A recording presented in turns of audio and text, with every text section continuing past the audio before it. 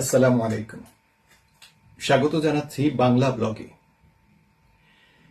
2024 সালের 5ই আগস্টের পর থেকে বিএনপির একের পর এক কাণ্ডজ্ঞানহীন কর্মকাণ্ড পুরো জাতিকে ভাবিয়ে তুলেছে।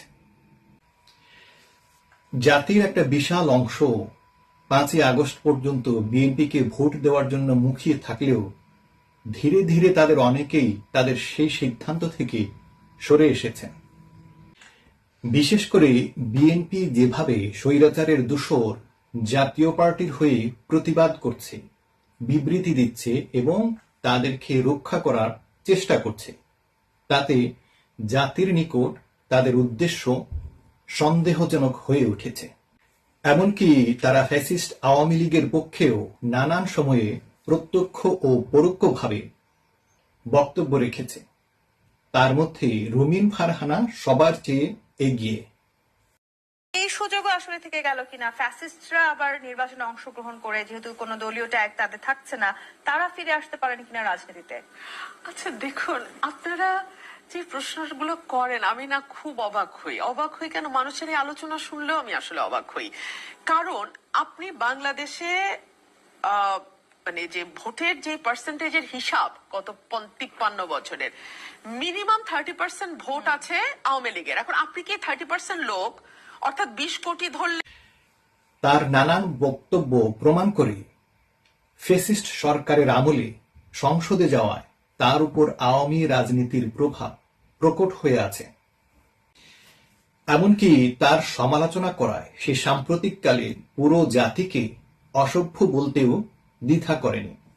আমি না অনেক গরিব দেশে গেছি, আমি আফ্রিকার অনেক দেশে গেছি, কিন্তু আমি এত অসভ্য জাতি কোথাও দেখি নাই। অতি সম্প্রতি কুষ্টিয়ার খোকসা উপজেলায় বিএনপির 47তম প্রতিষ্ঠা বার্ষিকীর অনুষ্ঠানে বিএনপি বিতর্কিত চিত্রনায়িকা অপু বিশ্বাসকে আমন্ত্রণ জানিয়ে তাদের রাজনৈতিক সামর্থ্যকে আরেকবার প্রশ্নের মুখে দাঁড় করিয়েছে। একজন মনে প্রাণে আওয়ামী চামচাকে দলের সাথে সংযুক্ত করে তারা প্রমাণ করেছে তারা নিজেদেরকে বৃহত্তম রাজনৈতিক দল বললেও আদতে তাদের কর্মীর অভাব রয়েছে। আসুন শুনি অপু বিশ্বাস নিজের মুখে তার রাজনৈতিক পরিচয় সম্পর্কে কি বলে। নৌকাকে সাপোর্ট করি, আওয়ামী লীগকে সাপোর্ট করি, ওন করি এবং মাননীয় নেত্রীকে, আমাদের প্রাণপ্রিয় মমতাময়ী মা, ওনাকে আমি প্রচন্ড পরিমাণ কি বলবো যে ফলো করি। আর সেই জায়গা থেকে আমি নিজেকে একজন আওয়ামী লীগের কর্মী হিসেবে মনে করি, দাবিও করি। আমি যেটা বলেছি সেটা হচ্ছে, আমি গত বছর সংরক্ষিত মহিলা আসনে ছিলাম, আপনারা সবাই জানেন। আর অবশ্যই আমি নৌকাকে সাপোর্ট করি, কারণ গতবার আমি কিন্তু প্রচারণায় অনেক দেখেছেন আমি একজন আমাদের মাননীয় প্রধানমন্ত্রী ওনার একজন কর্মী নিজেকে মনে করি। পাশাপাশি আমি একজন সে নৌকাকে মানে আওয়ামী লীগের মার্কাকে সাপোর্ট করে, ওন করে মানে হৃদয়ের গভীরে ধারণ করে। সে শেখ হাসিনাকে মমতাময়ী মা মনে করে, যার উপর ঝুলছে অসংখ্য হত্যার অভিযোগ। তার পালিয়ে যাওয়ার পূর্বে জুলাই আগস্টেই ঘটেছে ইতিহাসের নির্মম নৃশংস হত্যাকাণ্ড। নিজেকে সে আওয়ামী লীগের কর্মী দাবি করে। সে সংরক্ষিত মহিলা আসনের প্রার্থীও ছিল। সে একতরফা এবং আমি আর ডামির নির্বাচনের প্রচারণায়ও ছিল। এ তো গেল তার রাজনৈতিক পরিচয়। তার ব্যক্তি ইমেজ বা পারিবারিক ইমেজ কতটুকু ভালো, এই বিষয়ে আরেক চিত্রনায়িকা পরিমণির ফেসবুক পোস্টটি বোঝার জন্য যথেষ্ট।